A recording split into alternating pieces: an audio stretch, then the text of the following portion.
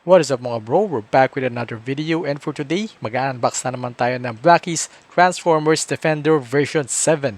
Let's go!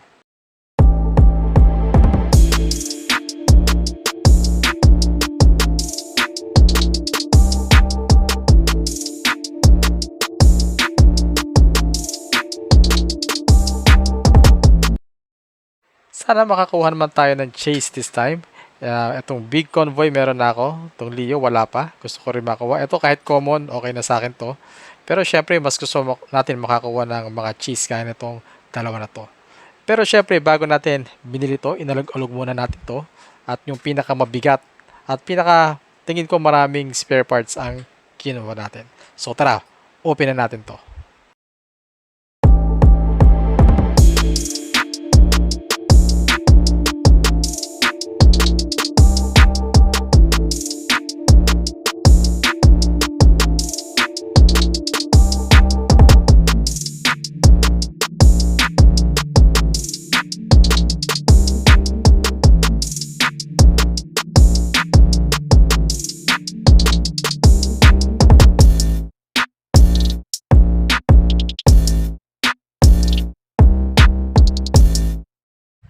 Oops, ano kaya to?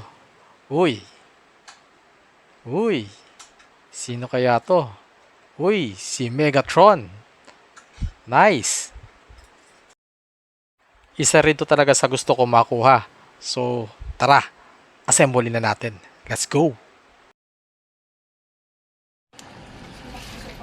Dati ako, plus 24 hours. Mag-stay siya, malamig ko mainit ko. Hindi naman wala mang ilang hours. Hindi naman malamigin na sa loob.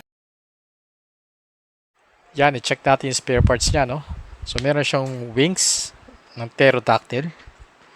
Pagkatapos, hanapin natin yung ulo. Ito, meron siyang ulo ng T-Rex na kulay green.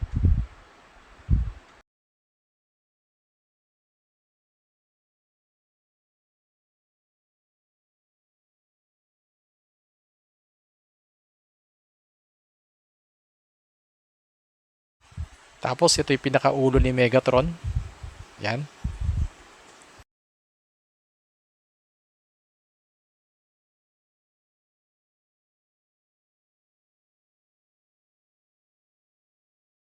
Tapos, ito pa yung isang ulo ng T-Rex na kulay violet.